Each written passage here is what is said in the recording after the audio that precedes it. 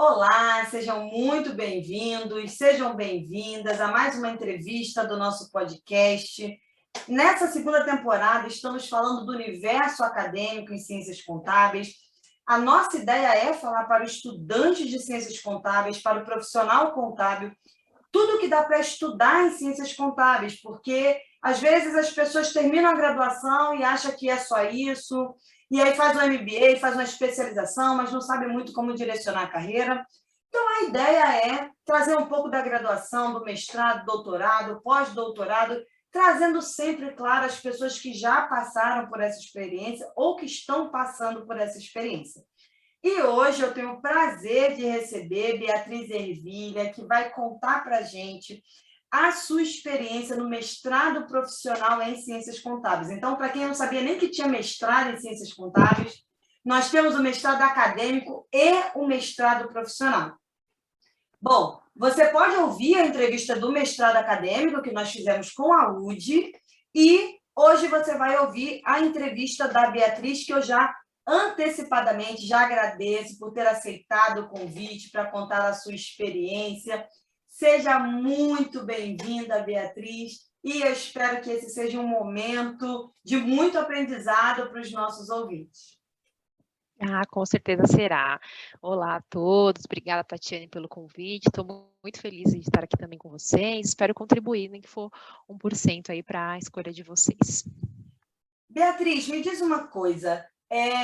Como você escolheu ciências contábeis? Porque eu tenho perguntado nessa segunda temporada para os entrevistados como eles escolheram ciências contábeis, e eu conto numa das entrevistas que a minha experiência em ciências contábeis foi através de uma novela. Eu vi uma novela, então, assim, eu vi uma mulher de terninho descendo de um jatinho com uma pastinha, e ela era executiva, e eu falei, é isso que eu quero ser executiva. E eu tinha 10 anos, né, quando eu vi essa novela e decidi que eu queria ser executiva. Já uma outra pessoa que a gente já entrevistou nessa segunda temporada, ele falava que queria andar de terno e gravata na Presidente Vargas, no Rio de Janeiro. Então, ele foi pela roupa que ele queria usar. Teve gente que foi porque os pais eram contadores, tem de tudo um pouco. Então, me conte a sua história em ciências contábeis. Por que você não está cuidando de tartaruga em Fernando de Noronha? Conte para mim. Legal. Não foi igual você, com 10 anos, demorou, foi ali no ensino médio, bem no finalzinho, né, naquela época de cursinho, aquela afobação, ai meu Deus, o que eu faço? Faço medicina, faço direito, aquelas tradicionais. Mas eu sempre tive esse feeling também de executiva, igual você. Eu me via assim, arrumadinha, com saltinho, com bolsinha, num escritório, em escritório, né? Eu não me via assim, trabalhando, por exemplo, como profissional de educação física, eu não me via assim, né? Então, me via como uma executiva. Então, sempre tinha em mente a administração, era o que eu conhecia, né? E aí, na época de procurar os cursos, tudo, e eu sempre gostei muito de um pouco mais de exatas e um pouco de humanas. Sempre falava, tem que escolher, ou vai para exatas ou para humanas. E eu nunca consegui dividir muito bem, né? Sempre gostava um pouquinho de cada coisa. E aí foi ali na leitura dos cursos, procurando, e eu sempre quis USP, né? Então, ali procurando pelas faculdades da USP, eu encontrei a FEA, aí eu vi os cursos da FEA, aí eu vi a descrição de ciências contábeis, vi que tinha essa questão de exatas, essa questão de humanas também, e mexia com legislação também, que é algo que eu gosto. E aí eu falei, é essa, né? Então eu acho que vai me dar esse ar de executiva, vai poder me levar aí para trabalhar em bancos, enfim, um universo bem amplo. E foi aí que eu escolhi. Eu falei, coloquei ele na primeira opção e deu certo. E estou feliz, graças a Deus. Que bom, né? Que foi você se descobriu em ciências contábeis. Mas me diz uma coisa, me fala um pouco da sua formação acadêmica. Você disse que, na verdade, você escolheu a universidade, você queria a USP, e aí o que tinha dentro da USP que você poderia escolher? Porque geralmente é o contrário, né? A gente escolhe o curso e vai atrás das faculdades que tem o curso. Você não, você queria ser uspiana. Exatamente. E aí você decidiu que dentro disso você encontrou a contabilidade. Mas me fala da sua formação acadêmica até chegar no mestrado profissional, o que você estudou e se a contabilidade era o que você esperava, porque a contabilidade não era bem o que eu esperava, eu acabei me apaixonando. No meu caso, eu descobri que eu não tenho paciência de me vestir como executivo. Então, eu queria, né, ter o controle, ter o poder, Mas eu descobri que esse negócio de ficar se arrumando, usando salto alto, terninho, isso é um saco, entendeu? Então, o meu sonho agora é trabalhar de jeans, tênis, mas continuar sendo executiva de jeans e tênis. Me Sim. conta como é que foi essa sua formação acadêmica, como é que você encontrou a contabilidade, se era aquilo mesmo que você esperava, a sua trajetória até chegar no mestrado profissional. Tá.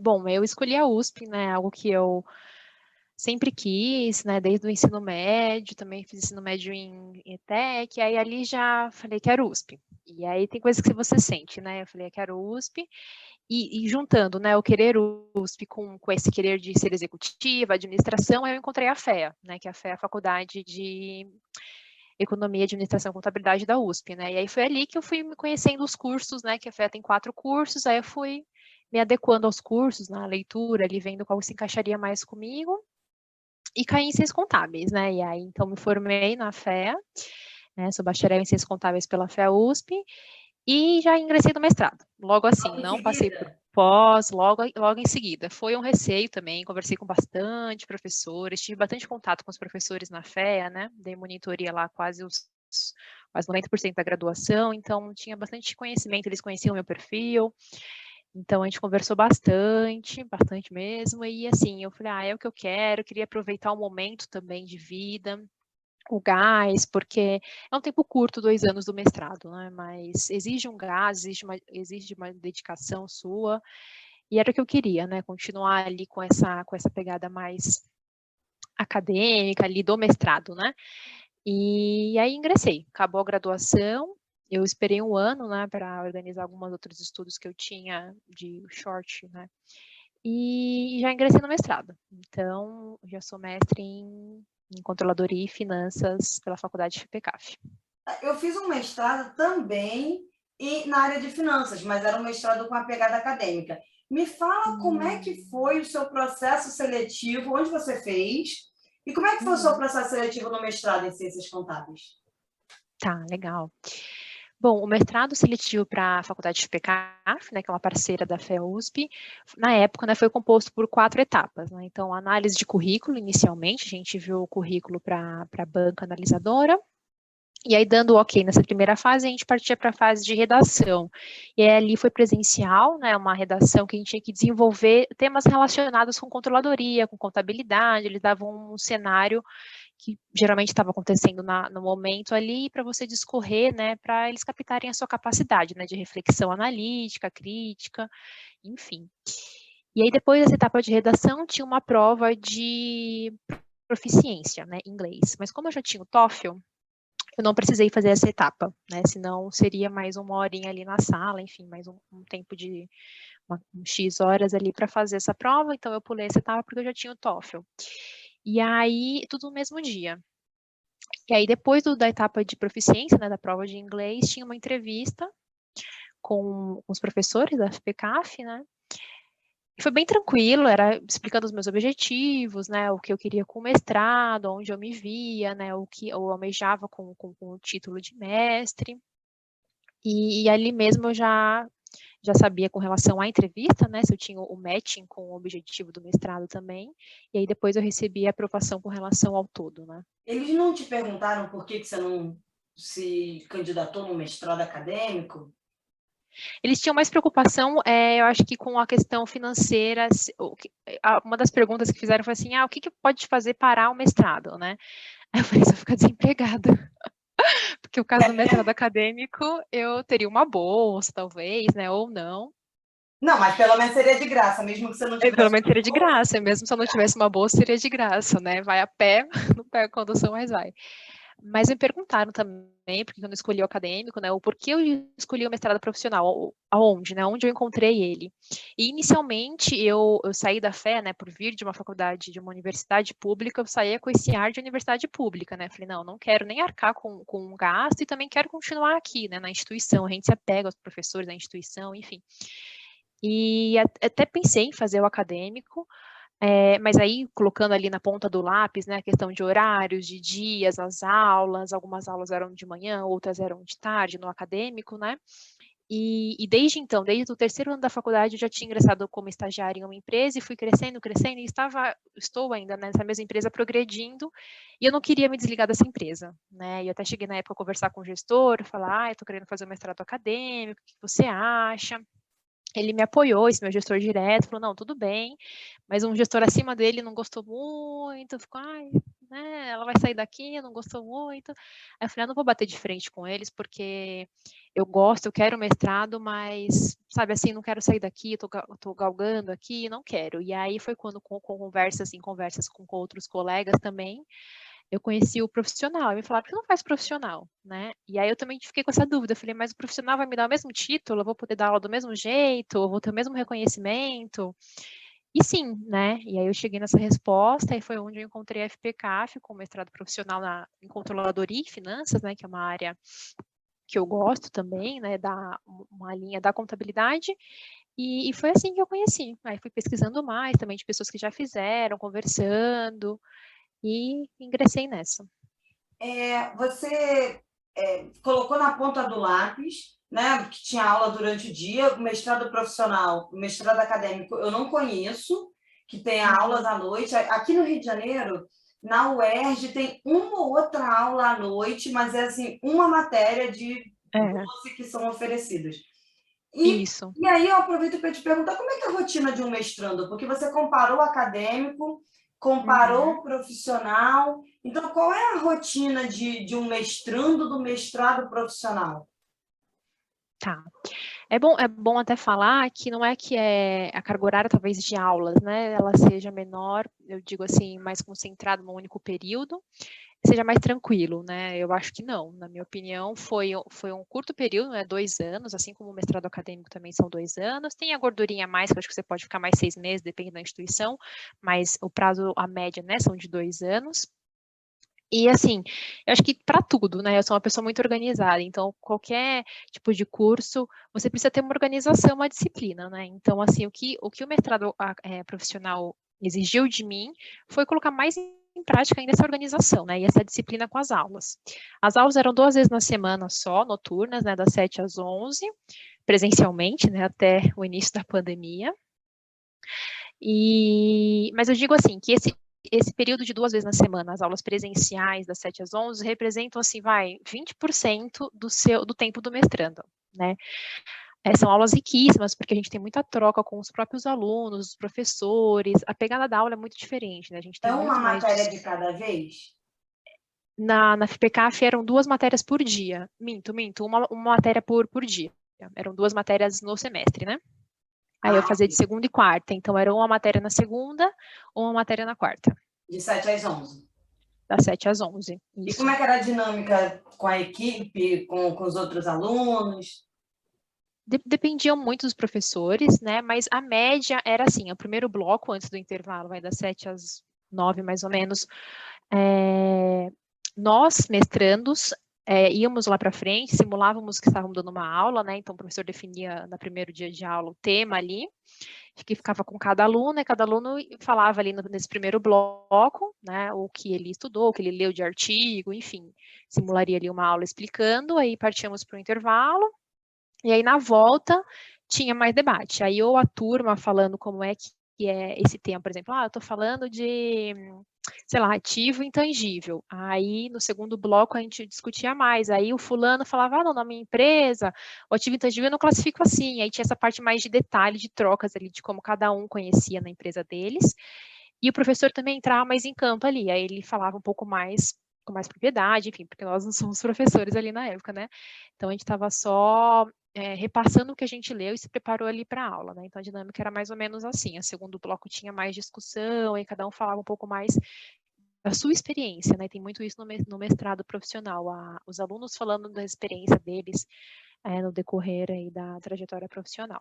No mestrado acadêmico, pelo menos eu fiz na UFRJ, eram no máximo 16 alunos por turma. No mestrado profissional também tem essa questão de ser uma turma reduzida?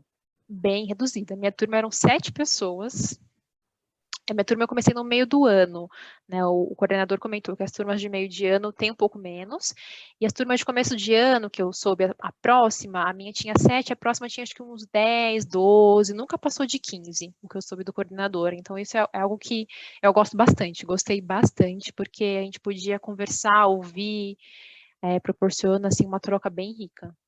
Você disse que as aulas elas representam 20% do tempo do mestrando. Qual foi a Uhum. sua maior dificuldade ao longo do mestrado? Porque você fez um mestrado trabalhando. Quando eu Sim. converso com os alunos de graduação, sempre alguém vai perguntar: professora, dá para fazer o mestrado trabalhando? E aí eu respondo: sim, mas tem um custo emocional. Não é só, Sim. às vezes, no caso do mestrado profissional, um custo financeiro.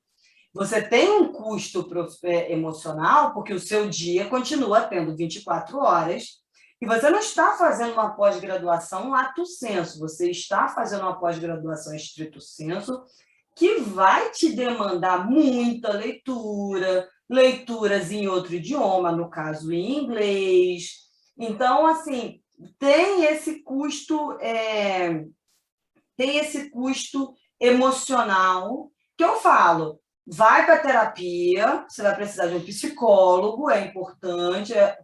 E isso não é brincadeira. 60% dos pós-graduandos no mundo têm problemas como depressão, ansiedade, tem alguma questão emocional, porque é uma pressão muito grande. Então, hoje eu falo, gente, quer fazer um mestrado? Primeira coisa, você já está na terapia? Primeiro passo, o que eu vou fazer? Como eu me preparo para ir para o mestrado? Primeiro passo, terapia. Porque não é porque você não vai dar conta, é que é muita pressão e você tem que aprender a administrar tudo isso. Uhum. Então, o mestrado eu não fazia terapia. O doutorado eu já fazia terapia. Nossa, emocional. O doutorado é muito mais tranquilo do que o mestrado. Jesus. Entende? Então, assim, não é. Tudo bem, sabe? É uma coisa que hoje às vezes eu falo, os alunos acham que eu estou brincando, eu falo, gente, é sério, só quem passou por um mestrado ou doutorado sabe a pressão que é. É. Então, qual foi a sua maior dificuldade, assim, acadêmico, em qualquer nível, mas qual foi a sua maior dificuldade durante o seu mestrado? Até já respondendo já a pergunta de cara, é justamente o idioma, né? Então, é, a minha maior dificuldade que eu vi foi ler os artigos, né? Que a gente tinha uma demanda assim alta de artigos por semana, era uma média de uns 4 artigos, né? Os papers que a gente falava, e variava muito o tamanho, né? Tinha uns que tinham 2 páginas, tinha uns que tinham 6, 12. Então, assim, a média vai de umas 10 páginas de cada artigo, a gente tinha mais ou menos uns 4 por semana. E a maioria deles eram em inglês, né? Eu tenho a proficiência, fiz o TOEFL para entrar, mas é diferente, né? Então, Até porque é um inglês técnico, né? é um inglês bem mais técnico, rigor, então a leitura era mais demorada, né? Então, assim, às vezes, quando a gente está lendo, assim, em outro idioma, a gente tem que focar ali. Se passa um passarinho, você tem que voltar a frase toda, né? Então, era essa leitura mais demorada. A gente já tem pouco tempo, né? Então, isso para mim foi o mais desafiador, assim, né? Mas é bom, no final do dia você vê que isso te alavanca, né? Alavanca o seu inglês, te desenvolve outros skills, né? De outra forma de leitura, ou uma forma que você não conhecia de leitura mais dinâmica, enfim. E eu acho que assim, isso que você comentou de estar bem psicologicamente, né? O lado emocional é importante, sim, né? Você tem que, antes de começar esse processo do mestrado, né? Eu quero fazer um mestrado, quero ter um título de mestre. Eu acho que você tem que primeiro se organizar, organizar a casinha, organizar os seus horários, né? Eu vou trabalhar, como é que é a minha rotina no trabalho? Tem que Eu, ter eu consegui disciplina, fazer né? ter disciplina, sabe? Assim, uma pessoa que não é muito disciplinada, não fala, não posso fazer e pronto. Também não é assim, né? Eu acho que é se organizar, né? Tudo que é organizado dá. E também tem que ver a questão da sua empresa, como você é, né? Na época, a minha carga horária era mais tranquila, eu já tinha dividido isso com o meu gerente, com o meu gestor. Eu falei, eu vou fazer um mestrado, então, assim, não vou poder ficar muito. Tenho aula, né? Não vou poder ficar aqui à noite, sabe? Então, assim, foi tudo combinado. Não, e Então, além da aula, tem conversa. tempo de se preparar para a aula, né? Exato, e na época a gente Não, ainda se tá. Então, segunda e deslocava. quarta você está em aula, terça, quinta e sexta você faz hora extra. Tá, e você vai se Não, preparar para a aula que horas? Exato, e ainda na época a gente se deslocava, né? Hoje a gente sai de um call, em 2 segundos está no outro, né? Ainda tem o tempo Sim. de deslocar, você parava, comia, né? Então, e foi bem tranquilo com relação a isso, né? Então, graças a Deus, a empresa me proporcionou isso também, né? Essa tranquilidade, minha família também. Então, assim, o ambiente tem que te proporcionar isso, né? Você preferencialmente tem que ter um cantinho seu para você fazer suas leituras, como a gente comentou aqui, né? Que vão ser mais demorados o inglês, fazer as suas anotações. E assim, o que eu comentei de 20%, né? As aulas representarem 20%, na minha opinião, os outros 80% eu diria que são as leituras dos artigos, né, o preparar para a aula, né, porque como eu comentei a dinâmica da aula, né, então a gente tem que preparar, né, tem que ler os artigos ou procurar outros vídeos, né, não só os artigos, eu procurava outros vídeos de outros professores falando sobre o tema para eu ver a abordagem como eles tratavam, participação de eventos, agora está muito na moda live, né? Então tudo isso complementa, né? Não é só ler o artigo e participar da aula e apresentar a aula lá. Então, essas lives são riquíssimas, os congressos, né? Então, assim, são todos os outros 80% que vão contribuir aí na formação, que eu diria, do mestrando, né? E uma coisa que você falou, que a sua maior dificuldade foi a questão do idioma, que você tinha que ler os artigos. Aí você fala assim, aí você falou, mas tinha artigos de 2 páginas, de 6 páginas, de 10 páginas. Às vezes o ouvinte ele pode achar que, não, gente, 10 páginas, você lê isso rápido. Então, são 10 páginas em outro idioma, um inglês técnico e outra coisa, talvez o ouvinte não esteja acostumado, mas um mestrando, um doutorando, quando ele lê um artigo, ele tem que ir fazendo marcações, anotações de comentários, o que o autor quis dizer, qual era a linha que ele estava usando, qual era a metodologia. Então, na verdade, você não está só lendo um texto em inglês técnico, você está analisando aquele texto. Então, Exato, exatamente. isso é outro. Por exemplo, durante o mestrado eu descobri que, para administrar o meu tempo, eu tinha que saber quantas páginas eu conseguia ler por hora. Porque se eu tenho 40 páginas para ler numa semana, eu tenho que saber quantas horas eu vou gastar para ler aquelas páginas. E como é que eu vou me Exato. organizar de que eu vou ler de 8 às 10, de que eu vou ler de meio-dia às 2, e que no final de 3 dias eu já li tudo, se eu não sei quantas páginas eu leio em 1 hora, ou quantos minutos eu levo Sim, para ler cada página. Então, sim, eu nunca sim. tive que me preocupar. Fiz graduação, fiz MBA, fiz especialização antes do mestrado. Nunca tive que me preocupar. E aí, numa conversa de acadêmicos, né, porque a gente vive num mundo à parte, a pessoa, não, porque você lê quantas páginas por hora? Eu, sabe? Aí eu me dei conta de que, gente, claro, se eu quero planejar meu estudo, minha rotina, Exato, é.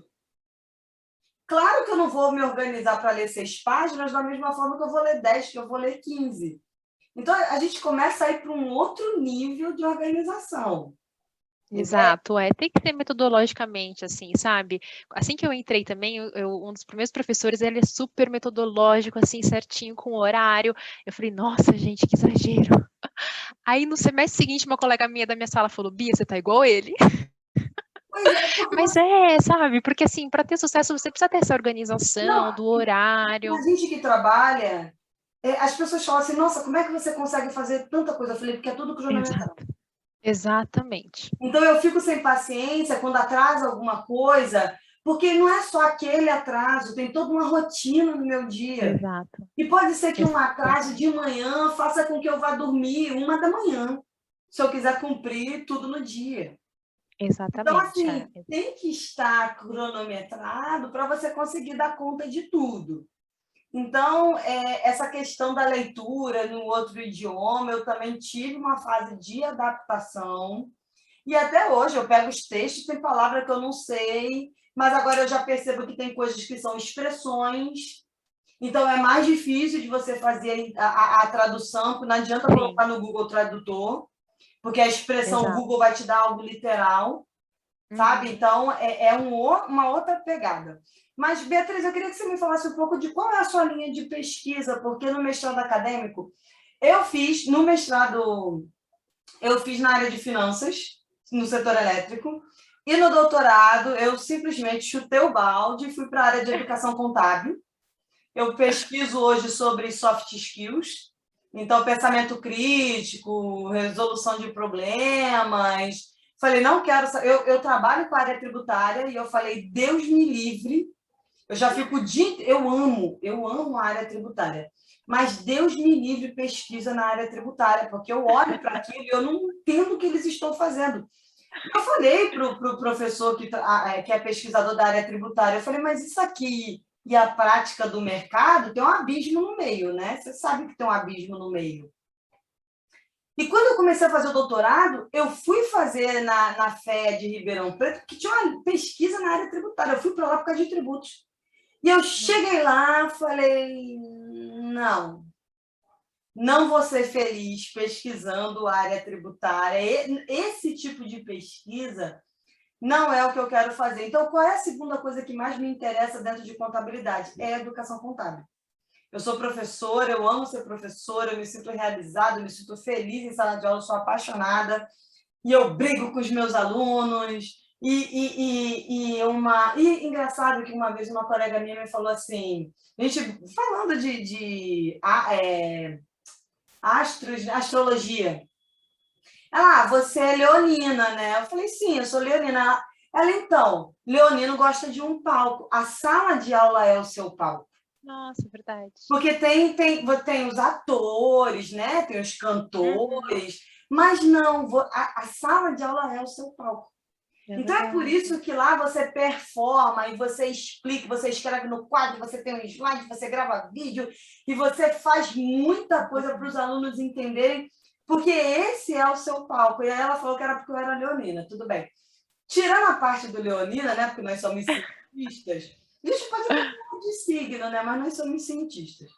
Mas tirando a parte do signo, realmente é um palco no sentido de onde eu desabrocho e é onde eu mostro vários lados meus. O lado feliz, o lado brincalhão, o lado bravo, o lado mãe. Eu falo, gente, eu não preciso nem ter filho, porque é uns 60 por semestre, sabe? Eu pego no pé e eu brigo, eu falo, eu quero que vocês ganhem bem, que vocês sejam bem-sucedidos.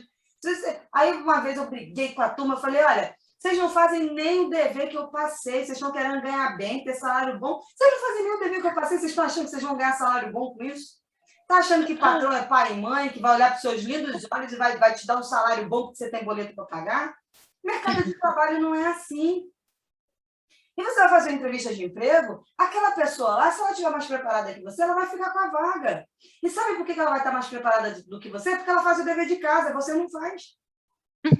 Na semana seguinte, e eu falei, não vou corrigir, porque ninguém fez, então não vou corrigir. Semana que vem, se vocês tiverem feito, eu vou corrigir. Se não tiverem feito, eu só vou liberar o gabarito. E acabou, não quis nem saber. Falei, qualquer coisa, fala com o coordenador. A semana seguinte, eu cheguei para dar aula. Falei, então, gente, hoje a gente vai abordar na área tributária. Professora, você não vai corrigir o exercício? Falei, é mesmo, vou corrigir o exercício. Quem fez? Eles fizeram questão de perguntar se eu não ia corrigir o exercício. Eu perguntei, quem fez? 90% da turma levantou a mão assim, levantou as duas mãos. Falei, quando fala num salário bom, quando fala em ganhar bem, né? Essa é a motivação. Essa é a motivação. Então, assim, a gente vai, sabe, pensando linha de pesquisa. Aí eu falei, gente, eu sou professora. Para mim, isso é uma paixão, é uma vocação. Eu sou professora, eu me realizo muito em sala de aula. E estar fazendo estar numa linha de pesquisa que tem a ver com o meu projeto de vida, não só de projeto de vida profissional, tem a ver com o meu projeto de vida pessoal, porque é eu passando o pouco que eu sei para os futuros profissionais, então eu estou ajudando a formar futuros profissionais. Então, inclusive, porque eu estudei em universidade pública, então essa é a minha contribuição para a sociedade, formar futuros profissionais da melhor forma possível. Não estou dizendo que eu sou a melhor professora, mas eu falo para eles, eu tenho muita tranquilidade de que eu estou oferecendo o meu melhor para vocês. Então, assim, eu estou numa linha de pesquisa que eu sou super apaixonada. E aí eu queria saber a sua linha de pesquisa. É tão bom, né? Estar apaixonada pela linha assim. Eu confesso que eu demorei, né? Eu entrei no mestrado, era um receio meu, recebi aprovação, ótimo, legal, tô no mestrado. Aquele frio na barriga, né, de não conseguir entregar as demandas, enfim, mas um frio na barriga do começo também era da linha de pesquisa. Eu falava, ai meu Deus, e agora? Qual a linha? Não sei se eu quero mais gerencial, se eu quero mais finanças. Hoje eu trabalho numa indústria, né, então eu falei, eu não sei, o que eu faço? Enfim, fiquei com essa dúvida. E fui levando, né? Eu até costumo brincar e falar isso assim para a vida, né? Às vezes a gente fica com medo e leva, vai indo, né? Uma hora ali a luz vai aparecer, se você se travar, e que não vai. Né? Então vai indo que vai vindo. E aí eu participei, como eu comentei, desses 80% do mestrando, né? De uma live e conheci a contabilidade comportamental, né? O Behavioral Accounting. E como eu comentei logo no comecinho aqui da nossa conversa, né, que eu gosto muito dessa parte de humanas, atrelada com exatas, e foi ali que, nossa, meu olho brilhou, assim, o coração até bateu mais forte na live, falei, nossa, preciso conhecer mais sobre isso. Na hora que a live acabou, já joguei no Google, contabilidade comportamental, para conhecer mais. E foi ali, eu falei, nossa, gosto disso, quero algo por volta disso, né? E ali que está a minha linha, né, de defesa da dissertação em Behavioral Accounting. E aí a gente tem que ir lapidando, né? E justamente isso que você comentou, né? Que as pessoas respondem ali incentivos monetários. E é ali que está a minha dissertação também, né? Então, eu estou estudando, digo estou, né? Já defendi, porque a gente nunca para.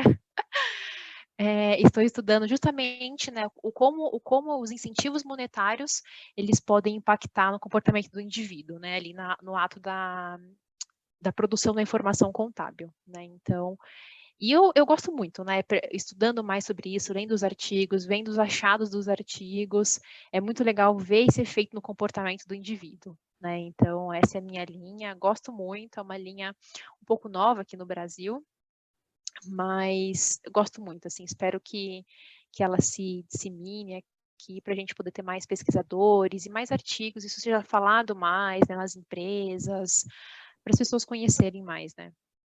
E quais são as perspectivas do mercado para quem tem um mestrado profissional?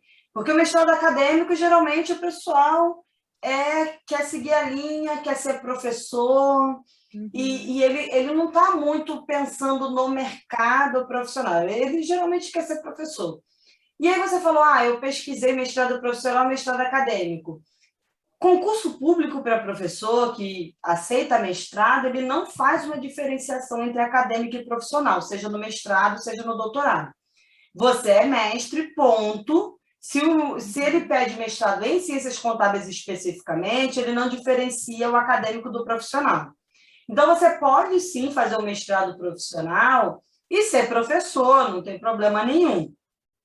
Mas, assim, o mercado, ele valoriza quem tem um mestrado profissional ou tanto faz? Porque eu já sei que para o acadêmico o mercado olha e fala assim, tá, mas isso daí não serve de nada. É bom para você, que está virando professor aí, talvez, ok, você tem uma capacidade melhor de raciocínio, uma capacidade de desenvolver melhor a sua escrita, mas, assim, de forma prática, para mim, mercado, isso não me serve. E eu queria saber da sua experiência com o mestrado profissional, se o mercado olha da mesma forma. Essa pergunta é ótima, né? Era uma das que eu me fiz também, né, antes de começar essa jornada, né, de investimento de tempo, de carga horária, emocional, né? Dado que, né, como eu comentei também, eu falei, eu quero continuar galgando aqui no mundo corporativo, não sinto que é o momento ainda, né, de me desligar do mundo corporativo 100%, foi aí que eu encontrei o mestrado profissional, como a gente comentou, e foi uma das perguntas que eu me fiz, né? E em várias conversas também com colegas ali na empresa, me falaram, Bia, você está fazendo mestrado profissional, mas com o intuito de quê aqui? De alcançar um cargo maior, subindo os cargos? Aí, minha primeira resposta, assim, intuitiva, aquilo que a gente sente, né? Não. Né, eu estou fazendo por mim, porque é algo que eu gosto, né, desde a época da graduação, é o que eu admirava, né, poder, como você brincou do seu palco ali, né, de passar esse conhecimento adiante, poder explicar, a gente vê um aluno ali, às vezes, um pouco perdido, então, é isso que eu queria. Falava, essa especialização, né? Não quero fazer uma pós, um MBA, eu tinha receio dessa pós ser uma extensão da graduação. Eu falava, não, eu quero algo que eu possa falar mais nas aulas, ter essa troca. E foi justamente o que eu consegui no mestrado profissional, né? Essa troca com os alunos de experiência profissional.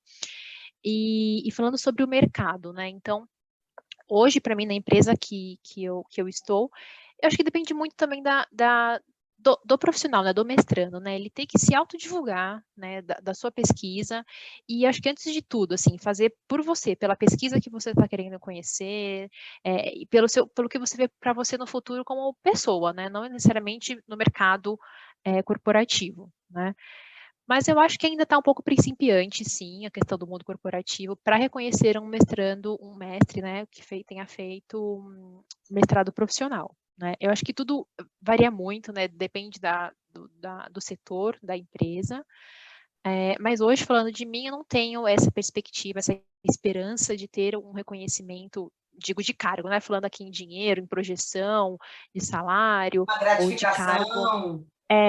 Não tenho essa esperança, né, por mais que eu me venda também no trabalho, tenha falado, inclusive amanhã eu vou ter uma brecha, uma reunião, uma pauta da diretoria para falar um pouco da minha defesa, para justamente, disseminar, né, essa pílula do conhecimento, porque às vezes muita gente na empresa, é o que eu sinto, né, entrou, já conquistei aqui a empresa, beleza, e não continua, né, o estudo, então a empresa gosta desses exemplos também, né, para disseminar o estudo, seja ele de outro idioma, seja ele um mestrado, né, porque às vezes a gente pensa e fala, nossa, para que eu vou fazer um mestrado estando numa empresa, né?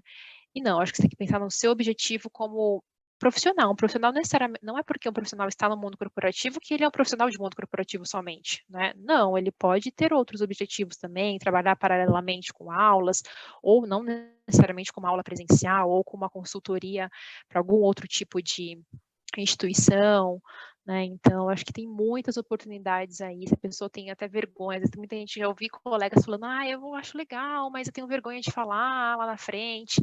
Eu acho que não, tem outras formas de consultoria, né? Como eu comentei, para instituições, então, seja para preparar algum material, então, assim, caminhos tem, né? Então, ir procurando e se organizando, que caminhos tem.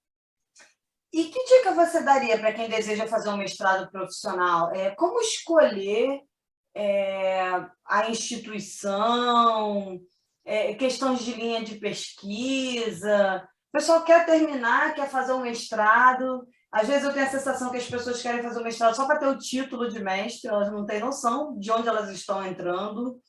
Então, assim, que dicas você daria? Uma pessoa terminou a graduação agora, espera um pouco, faz logo, como escolher o local. Então, você que passou por essa experiência, porque eu já fui para o mestrado acadêmico, porque eu queria ser professora. Então, tudo bem, eu queria ser professora, eu falei, não, vou fazer o mestrado acadêmico e vou ser professora e fui lá. Fiz um processo seletivo, não passei no primeiro ano, fiz no segundo ano, passei, fui aprovada, e hoje, como a gente estava comentando nos bastidores, como eu sou uma pessoa muito de mercado, eu não sei se um mestrado profissional, já que eu poderia ser professora da mesma forma, já que eu poderia fazer concurso público da mesma forma, eu não sei se um mestrado profissional, um doutorado profissional, teria agregado mais ao meu currículo do que um mestrado e um doutorado acadêmico. Não que eu me arrependa de ter feito o mestrado acadêmico, o doutorado acadêmico, que expandiu muito a minha mente, a minha capacidade de pensar, mas eu acho que hoje, apesar do mestrado profissional estar iniciando no Brasil, não ser tão divulgado assim, mestrado e doutorado, eu acho que uma coisa que a gente pode falar para o aluno da graduação é: qual é o seu projeto de vida? Analisa qual é o teu currículo hoje, qual é o teu currículo que você quer ter, qual é o projeto de vida que você quer ter, porque você tem duas opções. Você tem um acadêmico e tem um profissional. Você não precisa seguir necessariamente para o acadêmico. Sim. Apesar de que o acadêmico é de graça, mas é durante o dia, tem prós e tem contras. E eu, em momento algum, olhei para o mestrado profissional e olhei para o doutorado profissional, e talvez, se eu tivesse olhado, eu teria feito algumas descobertas interessantes. Então, como você olhou para o acadêmico e o profissional e decidiu pelo profissional, você foi mais além nessa tua escolha, eu queria que você desse algumas dicas para a gente, até para os nossos ouvintes, né, terem mais o que pensar antes de tomar uma decisão. Tá, legal. Eu acho que antes de decidir, né, ali acabou a graduação, o que eu vou fazer agora? Eu vou fazer uma especialização lato ou estrito, vou fazer uma pós, vou fazer um MBA, vou fazer só esse certificate. Surgem essas dúvidas, né? Não, vou só me dedicar aqui à empresa onde eu estou. Enfim, a partir do momento que você decidir fazer uma especialização, eu acho que isso é muito particular de cada indivíduo, como você comentou, do projeto de vida, né? Do momento que você está, do seu momento de vida, tudo isso agrega, né? Da família, em que momento que você está ali com a família. E isso foi um grande fator para mim, né? De decisão, porque eu via que outras pessoas tinham outros momentos, aí eu vi que o caminho não era esse, me comparar com outras pessoas, era comparar comigo, né? Ver os meus projetos de vida, pensar como é que eu quero me ver daqui 5 anos, esses meus projetos, né? E o que eu diria é para a pessoa justamente se autoconhecer, né? Ver os seus projetos, e a partir do momento que você, eu quero, como você comentou, eu quero ter um título de mestre, eu quero ser um professor, eu quero entender um pouco mais a fundo, fazer uma especialização um pouco mais a fundo, na qual eu possa ter a oportunidade de debater, de discutir, ter uma posição mais ativa e não tão passiva como a gente tem em algumas graduações. Né? Eu digo na USP porque na USP as pessoas falam, a graduação é muito passivo. Eu falo, não, gente, na USP não foi assim, não. Mas, enfim, no geral, né, a graduação costuma ser mais professor falando e aluno recebendo, né? Captando ali o conhecimento. E eu gosto do contrário, né? Então, foi isso dos principais motivos que me levou para o mestrado e não para uma pós-graduação tradicional, né? O lato sensu. Justamente isso, essa parte ativa, né? Isso que eu gosto, de ir atrás do conhecimento e de poder estar ali na frente falando e trocando, né? Essas trocas entre os profissionais ali na sala de aula, para mim, foi uma parte, assim, super rica, porque a gente conseguia unir, né? Então, o que eu via lá na faculdade, a parte mais teórica, o fulano aqui numa empresa siderúrgica, hoje eu estou numa indústria, o fulano num banco faz uma coisa que o fulano na siderúrgica faz, o que não faz, ele faz um pouco diferente.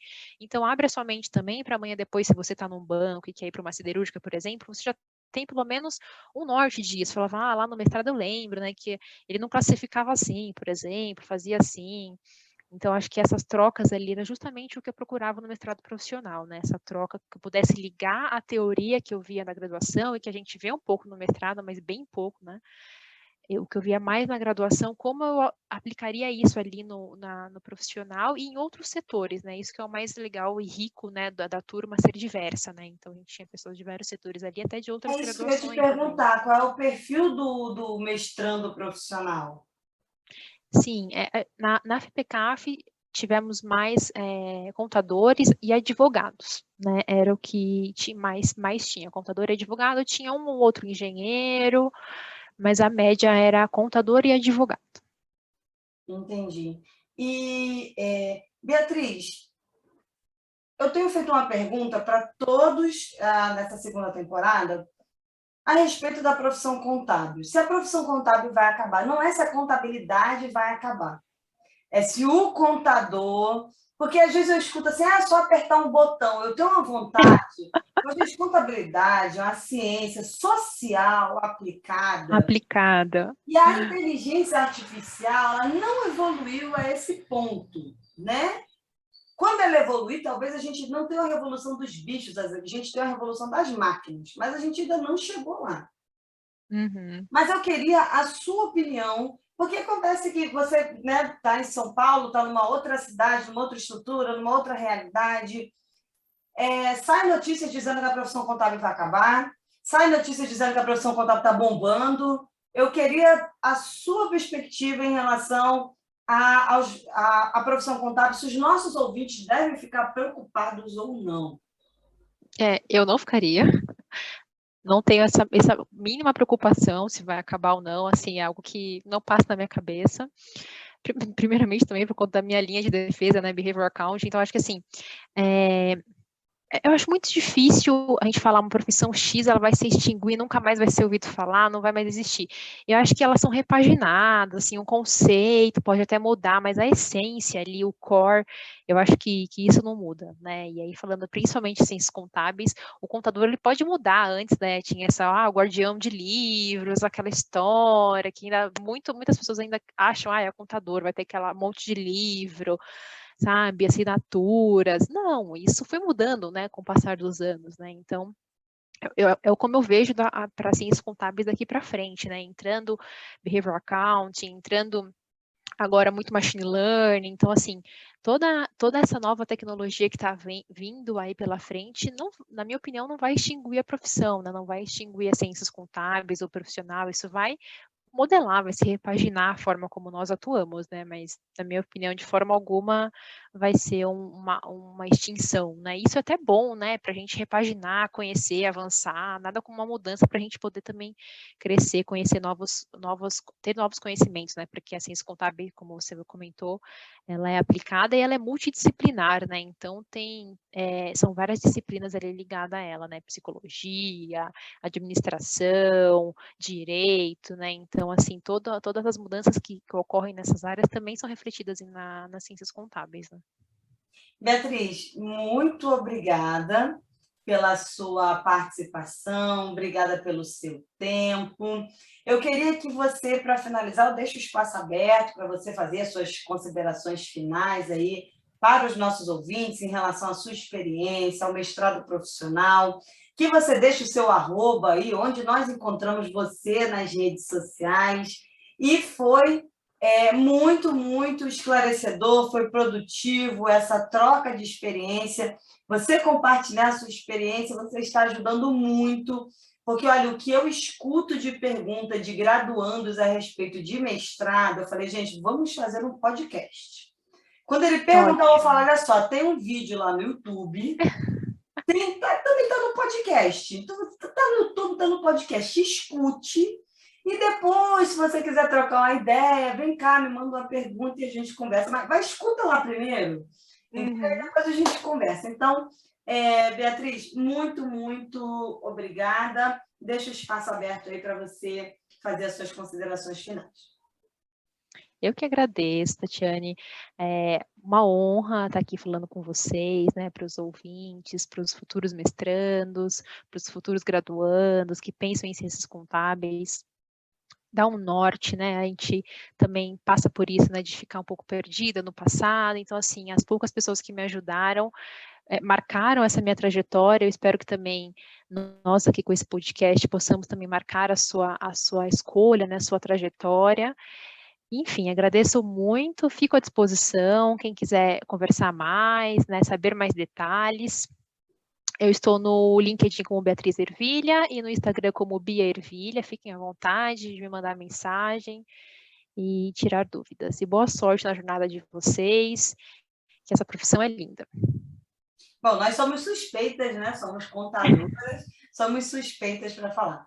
Para você que nos ouviu até aqui, não se esqueça de se inscrever no canal do YouTube, se inscreva, dê like, compartilhe, siga no podcast. Nós colocamos na descrição do vídeo as redes sociais. Escute as demais entrevistas dessa temporada. Nós preparamos muito conteúdo bacana para ajudar vocês a saber o que é um mestrado, um doutorado, uma graduação em ciências contábeis. Muito obrigada pela atenção de vocês e até a próxima entrevista. Tchau, tchau.